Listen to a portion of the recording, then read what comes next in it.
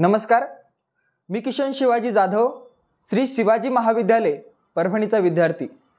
आज आपल्या समोर कविता सादर करत आहे आणि कवितेचा शीर्षक आहे शेतकरी हा राजा असतो। लहानपणापासून बघत आलो शेतकरी हा राजा असतो। लहानपणापासून बघत आलो शेतकरी हा राजा असतो। मग सांगा तोच शेतकरी राजा फाटक्या कपड्यावर का असतो।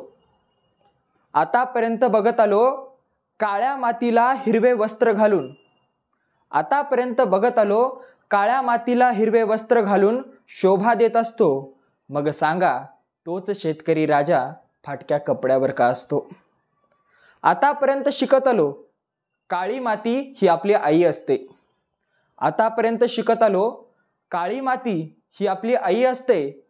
मग त्याच आईने दिलेला घास मिळवण्यासाठी तो शेतकरी राजा दुसऱ्याच्या दारावर उभा का असतो। आतापर्यंत आपण बघत आलो निसर्ग हा सारखी परीक्षा घेत असतो। पण त्याच परीक्षेपोटी तो शेतकरी राजा मात्र सारखा नापास होत जातो। आतापर्यंत ऐकत आलो सरकार प्रश्न सोडवण्यासाठी असतं।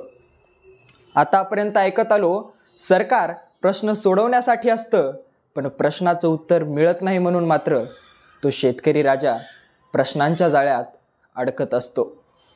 आपल्या परिवाराचं पोट भरण्यासाठी तो राबत असतो। परिवारासमोर हसतो पण मनातून मात्र रडत असतो। आपल्या मुलांना